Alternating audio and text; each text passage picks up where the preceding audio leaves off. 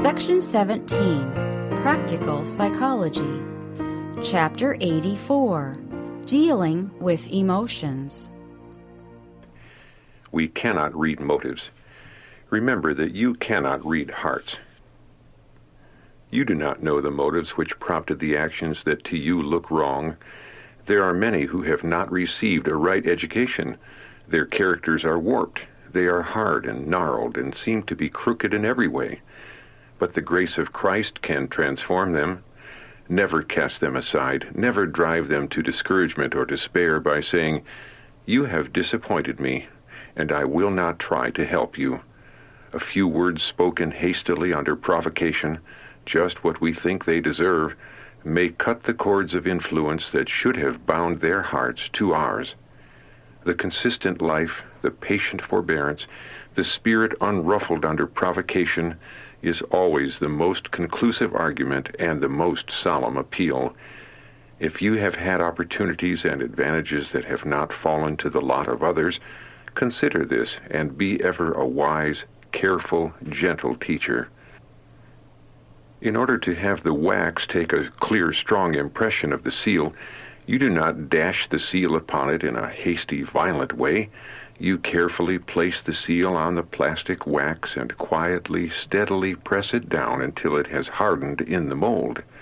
In like manner, deal with human souls. The continuity of Christian influence is the secret of its power, and this depends on the steadfastness of your manifestation of the character of Christ. Help those who have erred by telling them of your experiences.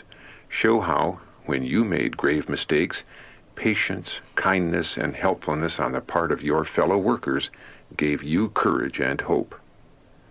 Contending with a force that captivates body, soul, and mind. An intensity such as never before was seen is taking possession of the world, in amusement, in money-making, in the contest for power, in the very struggle for existence. There is a terrible force that engrosses body and mind and soul. In the midst of this maddening rush, God is speaking. He bids us come apart and commune with Him.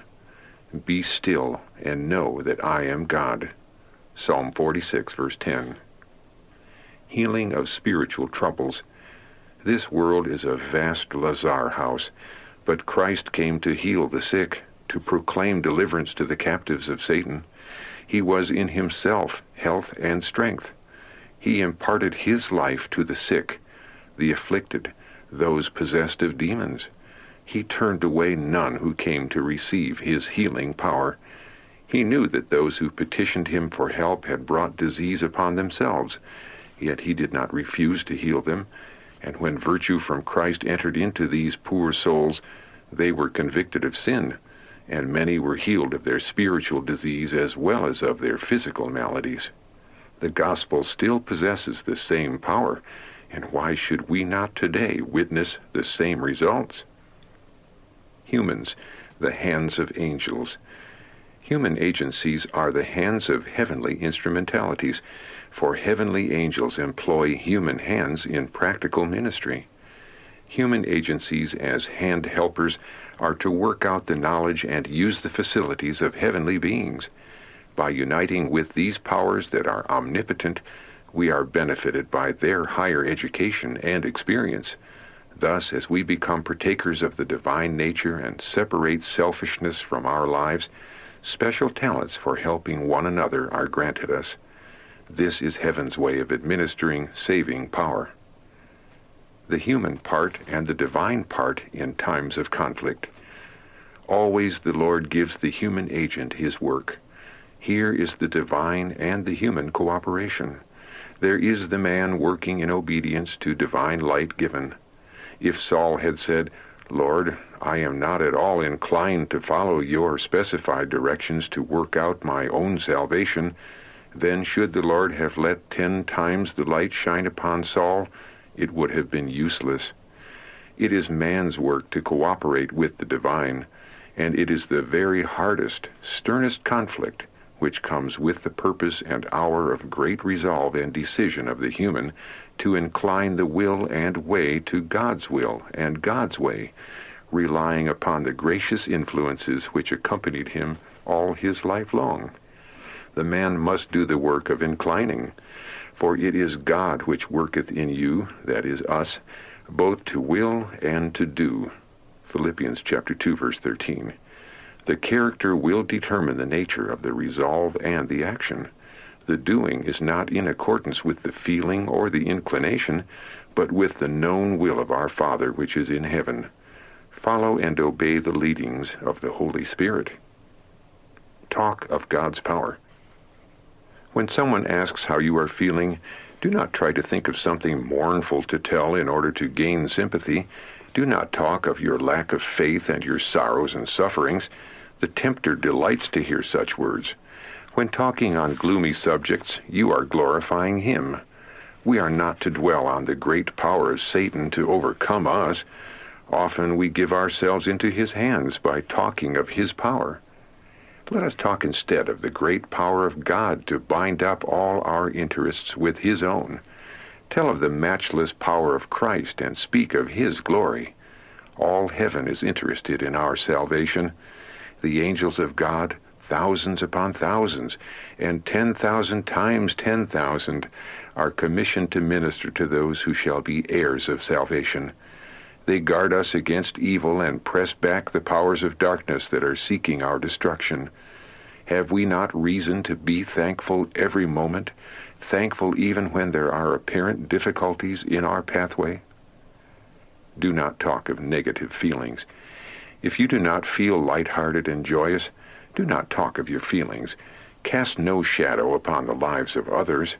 A cold, sunless religion never draws souls to Christ. It drives them away from him into the nets that Satan has spread for the feet of the straying. Instead of thinking of your discouragements, think of the power you can claim in Christ's name. Let your imagination take hold upon things unseen. Let your thoughts be directed to the evidences of the great love of God for you. Faith can endure trial, resist temptation, bear up under disappointment. Jesus lives as our advocate. All is ours that his mediation secures. Smiles and cheerful words. If we look on the bright side of things, we shall find enough to make us cheerful and happy. If we give smiles, they will be returned to us. If we speak pleasant, cheerful words, they will be spoken to us again.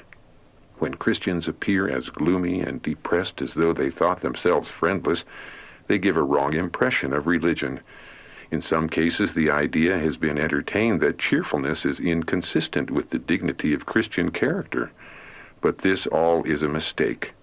Heaven is all joy. Cheerfulness brightens the pathway. It is the duty of everyone to cultivate cheerfulness instead of brooding over sorrow and troubles. Many not only make themselves wretched in this way, but they sacrifice health and happiness to a morbid imagination. There are things in their surroundings that are not agreeable, and their countenances wear a continual frown that more plainly than words expresses discontent. These depressing emotions are a great injury to them health-wise, for by hindering the process of digestion, they interfere with nutrition. While grief and anxiety cannot remedy a single evil, they can do great harm. But cheerfulness and hope, while they brighten the pathway of others, are life unto those that find them, and health to all their flesh. Mealtime and emotions. Learn for yourselves what you should eat, what kinds of food best nourish the body, and then follow dictates of reason and conscience. At mealtime, cast off care and taxing thought. Do not be hurried, but eat slowly and with cheerfulness, your heart filled with gratitude to God for all his blessings. And do not engage in brain labor immediately after a meal. Exercise moderately, and give a little time for the stomach to begin its work. Cherishing error hinders mental expansion. The mind in which error has once taken possession can never expand freely to truth, even after investigation. The old theories will claim recognition. The understanding of things that are true and elevated and sanctifying will be confused. superstitious ideas will enter the mind to mingle with the true, and these ideas are always debasing in their influence. Christian knowledge bears its own stamp of unmeasured superiority in all that concerns the preparation for the future immortal life. It distinguishes the Bible reader and believer who has been receiving the precious treasures of truth from the skeptic and the believer in pagan philosophy. Cleave to the Word. It is written. Cast out of the mind the dangerous, obtrusive theories which, if entertained, will hold the mind in bondage, so that the man shall not become a new creature in Christ. The mind must be constantly restrained and guarded. It must be given as food that only which will strengthen the religious experience. Divine power, the only hope of reform. Apart from divine power, no genuine reform can be effected. Human barriers against natural and cultivated tendencies are but as the sandbank against the torrent. Not until the life of Christ becomes a vitalizing power in our lives can we resist the temptations that assail us from within and from without. The power of the heavenly agencies must combine with the human. This is the only way for us to be successful. Not to dwell upon our own emotions. It is not wise to look to ourselves and study our emotions. If we do this, the enemy will present difficulties and temptations that weaken faith and destroy courage. Closely to study our emotions and give way to our feelings is to entertain doubt and entangle ourselves in perplexity. We are to look away from self to Jesus. Negative emotions changed by God's Spirit. When the Spirit of God takes possession of the heart, it transforms the life. Sinful thoughts are put away. Evil deeds are renounced. Love, humility, and peace take the place of anger, envy, and strife. Joy takes the place of sadness, and the countenance reflects the joy of heaven. No one sees the hand that lifts the burden or beholds the light descend from the courts above. The blessing comes when by faith the soul surrenders itself to God. Then that power which no human eye can see creates a new being in the image of God.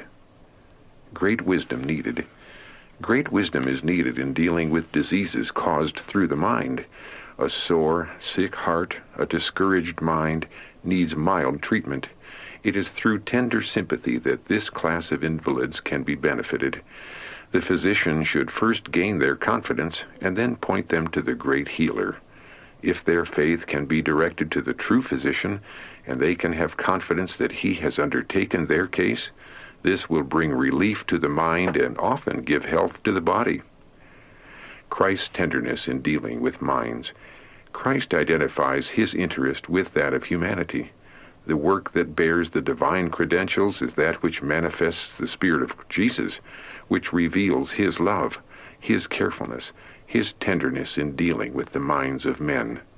What revelations would come to man if the curtain should be rolled back and you could see the result of your work in dealing with the erring who have needed most judicious treatment, lest they should be turned out of the way? Wherefore lift up the hands which hang down, and the feeble knees, and make straight paths for your feet, lest that which is lame be turned out of the way, but let it rather be healed. Hebrews chapter 12, verses 12 and 13. The current of life-giving energy. The power of love was in all Christ's healing, and only by partaking of that love, through faith, can we be instruments for his work. If we neglect to link ourselves in divine connection with Christ, the current of life-giving energy cannot flow in rich streams from us to the people. The one source of abiding peace. Abiding peace, true rest of spirit, has but one source. It was of this that Christ spoke when he said, "Come unto me, all ye that labor and are heavy laden, and I will give you rest." Matthew chapter 11, verse 28. Peace I leave with you, my peace I give unto you, not as the world giveth, give I unto you. John chapter 14, verse 27. This peace is not something that he gives apart from himself. It is in Christ, and we can receive it only by receiving him. His experience to be ours. In Christ, the cry of humanity reached the Father of infinite pity. As a man, he supplicated the throne of God till his humanity was charged with a heavenly current that should connect humanity with divinity. Through continual communion, he received life from God that he might impart life to the world. His experience is to be ours.